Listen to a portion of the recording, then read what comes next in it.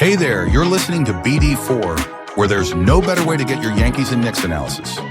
Yanks every series, Knicks every game, and MMA on occasion. Here's your host, RJ Carbone.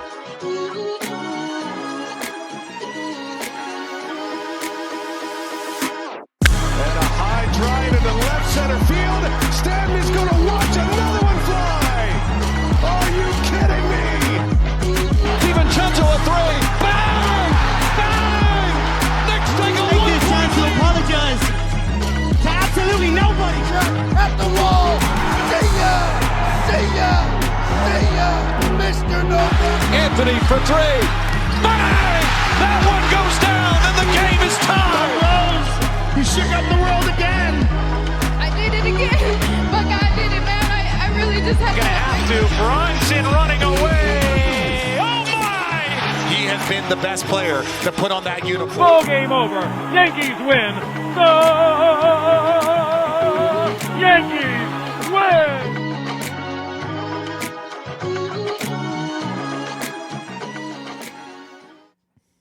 All right. 2.5 days, folks. Closer and closer and closer to opening day 2025. Yankees are still finalizing their roster, making final moves, final demotions, cuts, promotions maybe, signings, acquisitions. Speaking of, that's what we're going to get into in this one. The Yankees made a deal today. Earlier this morning, and as I am recording, it is Monday the 24th. Getting close, folks.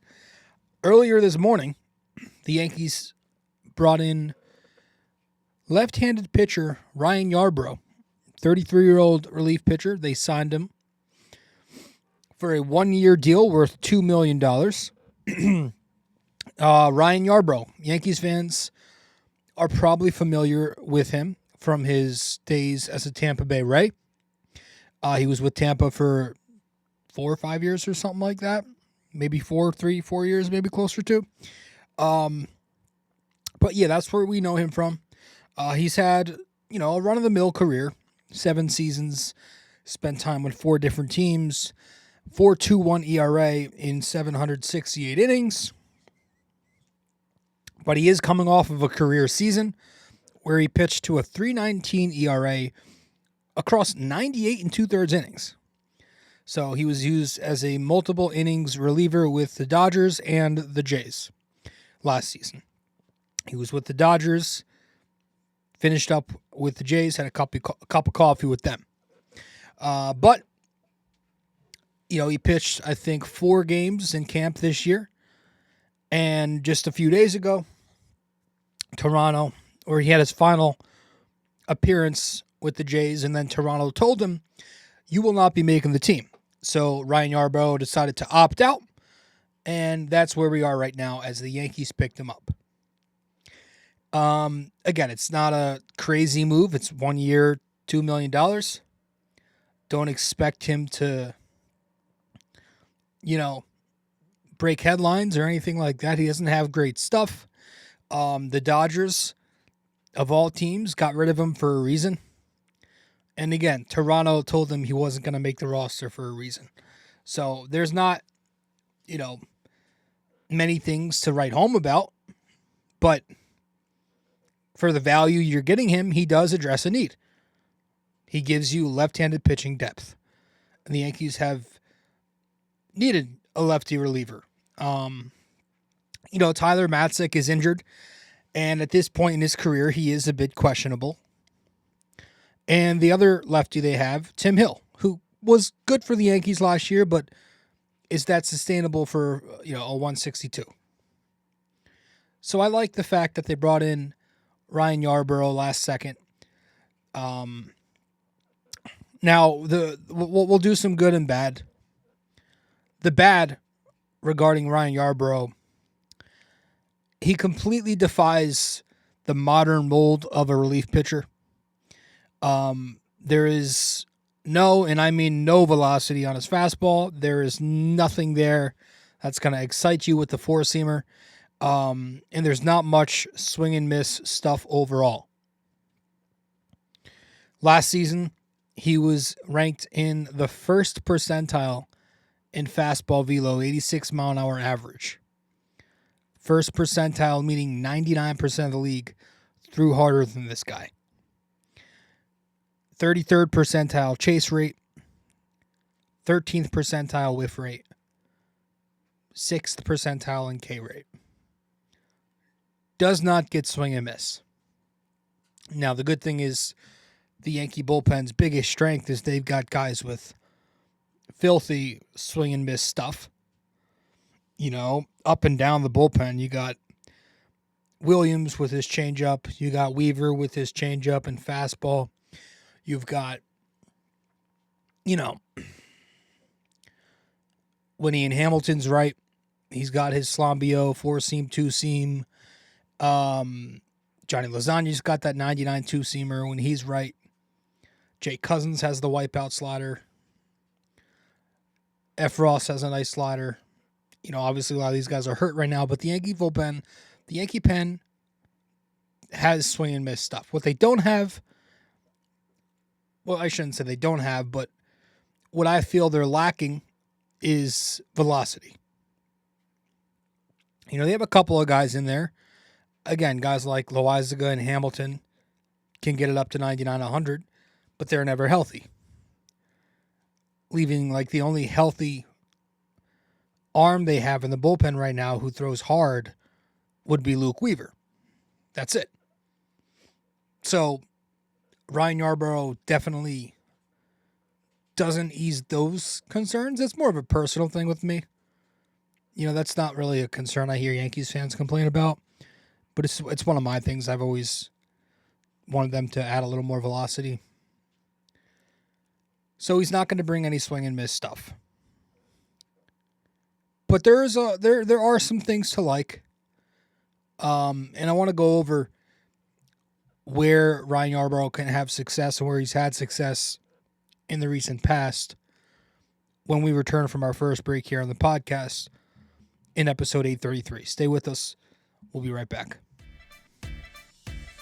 BD4 is available on social media for those who want to follow. You can find BD4 on Instagram at BD4Pod. You can find us on X at BD4Pod. And you can find us on Facebook by simply searching BD4.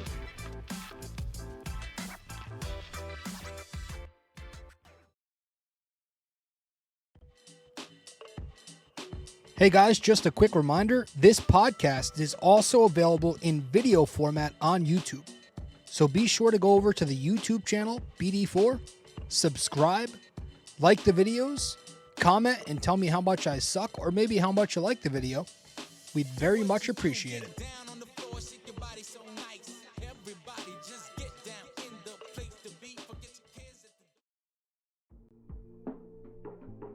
Don't have time to sit down and watch a video?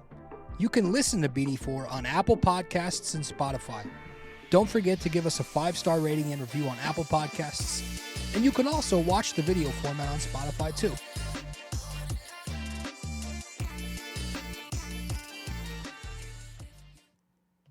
There is good. There's good. And I would say his biggest strength is that he's really good at inducing weak contact against left-handed batters. He's a lefty specialist. He will induce weak contact. He's got a diverse pitch mix, and he knows how to mix up his pitches well, and that will result in a lot of grounders, flyouts, pop-ups, soft liners, just by using his 4-seamer, sinker, changeup, curveball. Last season, he was ranked in the 97th percentile in terms of exit velo, 79th percentile barrel rate, 99th percentile in hard hit percentage. So, you're not going to hit the ball hard off of Ryan Yarbrough. He's very similar to Tim Hill in that aspect. Tim Hill is more of a ground ball specialist. Ryan Yarbrough, again, will just mix up in how he induces that weak contact. But it's going to help. You know, it's not like the good thing about bringing a guy in here who's gonna thrive by putting the ball in play is that the Yankees have a much better infield and they have a much better outfield this year than they did last year, in theory at least, on paper. So they won't be kicking the ball around left and right, playing what do you call it? Playing hot potato. When you have guys now, you brought in someone like Fried who gets ground balls. You brought back Loizaga. He'll be here in the second half, hopefully. You brought back Tim Hill, and you're bringing in guys like Ryan Yarbrough. So with an improved infield and an improved outfield, that should help the Yankees, even if they're not getting swing and miss from Yarbrough. And in terms of the pitch mix, he has, or at least last year, he went to the cutter a lot less, and he upped the usage with his four-seamer and his sinker. The cutter has always been a bad pitch for him, and it only got worse and worse last year. So he not completely scrapped it, but it was the pitch that he used the least. And the four-seamer, once he went to Toronto, they did a really good job of tapping into it. He likes to go up in the zone with it. It's got a little arm side action, so it's tough for lefties to pick up, especially with that low arm slot that he has. And so the four-seamer became a weapon for him last year, when in the past it wasn't. The results on the four-seamer improved significantly. The sinker, it's his most frequently used pitch now. It's more of a sinker than it is a traditional two-seam. It's got a lot of drop. He throws it in the zone a lot, but he likes to go to it on the inner edge versus lefties. It's a tough pitch to hit with that arm angle, going inside to lefties with that two-seam, with that sinker. And the changeup. Changeup's been an interesting pitch for him over the course of his career. It's been up and down results-wise. But last season, he got some of the best results he ever had on the changeup, and I think it's because he used it less than he had in the past. He was kind of primarily changeup in the past. Last season, he tamed it a little bit. Obviously, he still went mostly to righties with it because he's a lefty. And it's a pitch that, the numbers are good. They say it's got great horizontal break, great vertical break. It's a pitch that moves. And then there's his curveball. His curveball is his only swing and miss pitch. It's the pitch he goes to get a swing and miss. It's got great break horizontally.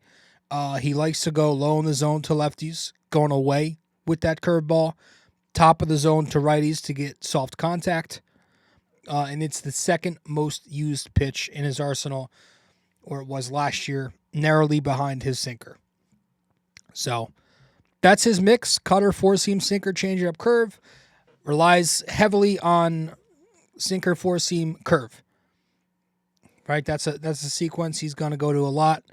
And this spring, he noticeably has upped the usage on his cutter, with the four-seam usage being lower again.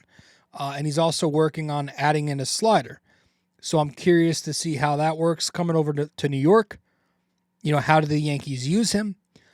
Matt Blake emphasizes off-speed pitches a lot with these guys. The Yankees have a bullpen full of breaking and off-speed specialists. The changeup's a big pitch in that pen.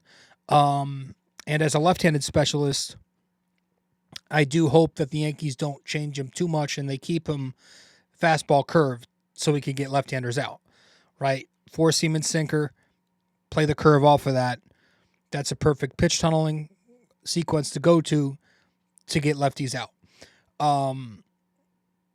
So I'm curious to see the lane that he's used in. Aaron Boone talks a lot about lanes.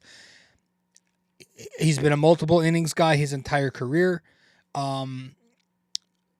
It's interesting because with Tampa, he was, he was part of that whole opener gimmick for a little bit.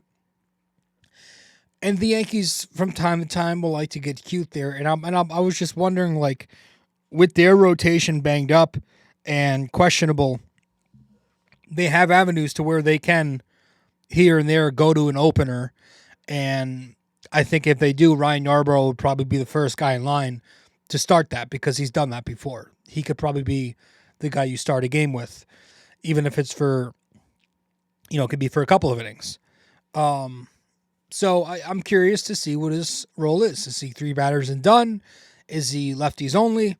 That's what he is. He's a lefty specialist. His career against lefties, 832 plate appearances, 208 average, 275 on base, 341 slug, and a 615 OPS. Last season against lefties across 145 plate appearances, even better. Held them to a 120 average, 176 OBP, 211 slug, and a 387 OPS. So he will dominate left-handed bats. That's good. So I'm hoping it's in just the usual, obviously got a 3-batter rule, but lefty lane. I'll be curious to see what innings they go to him in, if it's more based on matchups and stuff, but dove into some of the splits, and I noticed that he's most effective with 3 days rest. He's got a career 2.95 ERA on 3 days rest through 42 2/3 innings. But yeah, it looks like he's going to be, you're assuming they signed him to a 2-year, to a $2 million deal. He's going to make the roster. It's a major league contract. You're thinking, so the Yankees are going to carry 13 bats, right? Their 9-man lineup, which will include Rice and Cabrera, a 4-man bench, which is JC, Pablo Reyes, Grisham, and Peraza because he's out of options. And then they're going to carry, that means 13 pitchers. You got your rotation, Fried, Rodon, Stroman, Warren, Cookie, and then that leaves you with 8 relief arms. Your 5 locks, Weaver, Williams, Leiter, Cruz, and Hill, I would say, which will leave you with 3 more spots open. Yarbrough will probably get one, and then Gomez probably because he's out of options, and then maybe it's one more random with everybody else injured who comes up and gets that slot. So it seems like there's a pretty good chance that Yarbrough will be on the major league roster, and I think he's got some upside to where the Yankees can tap into what he did last year and get that again. That's it. The general consensus is that like Toronto. I'm looking at Blue Jays fans' reactions to this. They're kind of pissed off. They don't like that the Jays got rid of him. So hopefully the Yankees can optimize him, and he's an effective lefty reliever for them. But that's it. That's all we got for this one, folks. Appreciate you all tuning in. Let me know what you think. The Yankees added lefty Ryan Yarbrough. Let me know what you think. I wrote a blog on this. If you want to go to BD4blog.com, that's BD4blog.com. Check out the article there. Basically said everything that we said here, but if you want to check it out, definitely go to it. But appreciate you all, and I'll see you very soon. Opening day coming up. This year, it's the same schedule. We will be recapping the Yankees every series. Obviously, we'll miss some here and there, but the goal is usually to do at least 80% of the season. So look forward to that. But opening day coming up. Yanks add Ryan Yarbrough. We'll see what happens going forward. Well, if you made it this far, that means you listened to or watched the entire episode. Thank you. Just remember to follow, subscribe, download, rate and review, and all that fun stuff to help out the podcast. And I will see you in the next episode of BD4.